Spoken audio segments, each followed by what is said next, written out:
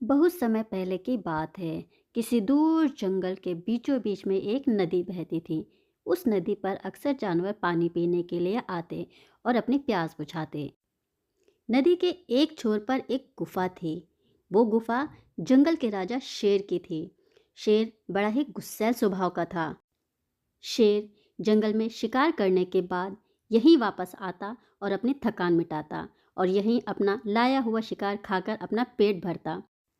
जैसे ही शाम होती, शेर सैर करने के लिए जंगल के बीचों बीच में निकल जाता और चारों तरफ गौर से निगरानी करता कि कौन सा शिकार कहाँ पर है, ताकि उसे अगले दिन आसानी से भोजन मिल सके। वहीं नदी के दूसरी छोर पर दूर झाड़ियों के बीचों बीच एक छोटा सा घर था। वो घर एक जंगली पिग का था, जिसमें वो अपने दो बच्चों के साथ रहती थी। मम्मा पिग दोनों बच्चों को बहुत प्यार करती और अच्छे से देखभाल करती। साथ ही साथ वो बहुत ही बुद्धिमान थी और होशियार भी। मम्मा पिग बड़े को पोली कहती और छोटे को रोली। रोली बहुत ही नटखट था और साथ ही बड़ा शरारती भी।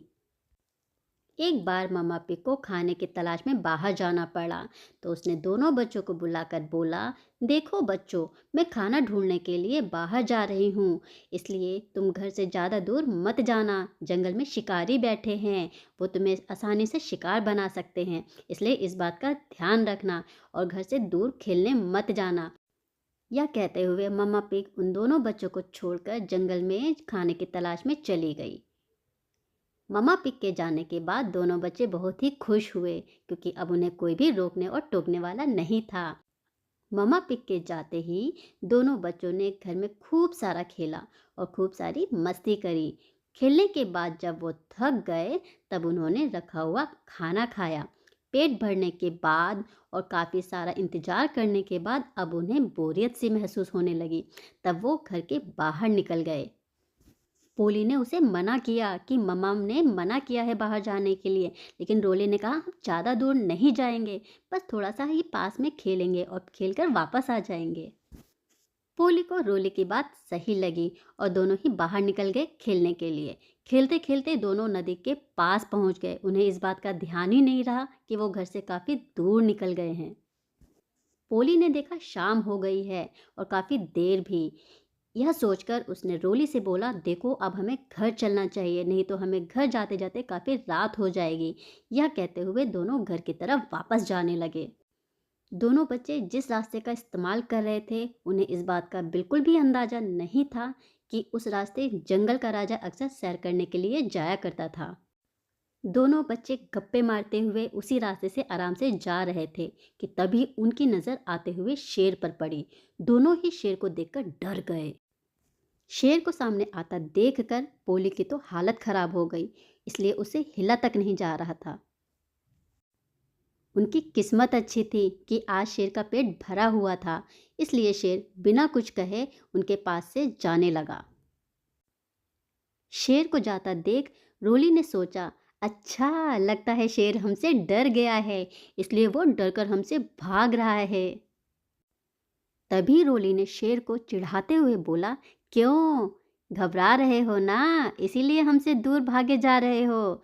चलो लड़ाई करते हैं, देखते हैं कौन बलवान है।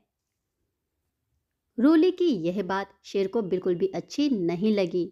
उसकी इस बात से शेर को बहुत ही गुस्सा आ गया और उसने गुस्से में रोली से कहा, अच्छा तो ऐसा है तो तुम कल आना, यहीं पर हम दोनों लड़ाई करेंगे और फिर देखेंगे हम दोनों में से बलवान कौन है।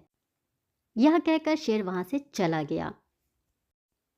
शेर के जाने के बाद पोली ने रोली को बहुत डांटा और बोला, तुमने ये क्या किया, तुमने शेर से पंगा ले लिया, अब शेर तुम्हें जिंदा नहीं छोड़ेगा। चलो घर चलते हैं, नहीं तो हमें बहुत मार पड़ेगी।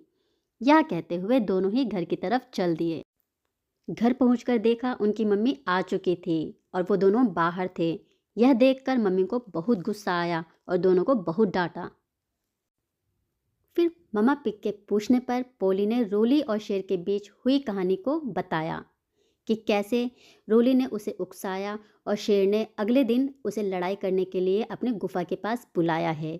यह सुनकर मम्मा पिग बहुत ही उदास हो गई और सोचने लगी, कैसे मैं अपने बच्चे की रक्षा करूं और उस शेर से कैसे उसे बचाऊं। मामा पिग को कुछ भी समझ में नहीं आ रहा था कि वो अब क्या करे, कि तभी उसे एक आइडिया आया। मम्मा पिग दोनों बच्चों को एक तालाब के पास ले गई। वो तालाब कीचड़ से भरा हुआ था, जिसमें से भयंकर बदबू आती रहती थी। जैसे ही मम्मा पिग और दोनों बच्चे उस कीचड़ से भरे हुए तालाब के पास पहुंचे, फिर मम्मा पिग ने रोली से बोला, जाओ और उसमें डुबकी लगाओ और मल मल के अपने शरीर पर सारा का सारा कीचड़ लपेट लो। रोली ने वैसा ही किया जैसा कि उसकी मम्मा पिग ने बोला था। वो कीचड़ के तालाब में गया और मल मल कर कीचड़ सारा अपने शरीर पर लपेटने लगा। रात बीत चुकी थी और सुबह भी हो चली थी।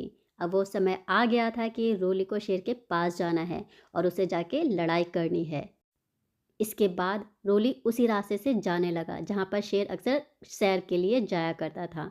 थोड़ी ही देर के बाद वो शेर की गुफा के पास पहुँच गया, जहाँ पर पहले से ही शेर उसका इंतजार कर रहा था। उसको आता देख शेर बहुत ही खुश हुआ। शेर बोला, आज का दिन कितना अच्छा है। आज तो मुझे बिना मेहनत के ही शिकार मिल गया और मैं आज पेट भर के खाना खाऊंगा। यह कहते हुए शेर जैसे ही रोली को खाने के लिए आगे बढ़ा, उसने देखा कि रोली कीचड़ से सना हुआ खड़ा है और सारा कीचड़ टपक टपक के एक जगह पे इकट्ठा हो रहा है, जिसकी वजह से चारों तरफ बदबूदार दुर्गंध फैल रही है। उस दुर्गंध की वजह से शेर उसके ज़्यादा नज़दीक भी नहीं जा पा रहा था और वो उससे दूर हट गया। अब शेर से वो दुर्गंध बिल्कुल भी बर्दाश्त नहीं हो पा रही थी, इसलिए उसने नाक भौं सिकोड़ते हुए बोला, यहाँ से जल्दी से चले जाओ, मैं इस दुर्गंध को और सहन नहीं कर पा रहा हूँ, चले जाओ यहाँ से। उस भयंकर दुर्गंध की वजह से शेर का मन अब बिल्कुल भी नहीं कर रहा था कि वो रोली को अपना भोजन का निवाला बनाए, इसलिए उसने रोली से तुरंत बोला, यहाँ से चले जाओ। यह सुनकर रोली बिना कुछ बोले वहाँ से चला गया और मन ही मन खुश हुआ कि आज मेरी मम्मा की वजह से मेरी जान बच सकी। थोड़ी देर के बाद रोली अपने घर पहुँच गया, जहाँ पर पोली और उसकी मम्मा पिग उसका इंतजार कर रहे थे। उसको आता देख दोनों बहुत ही खुश हुए और घर पहुंचकर मम्मा ने उसे गले लगा लिया।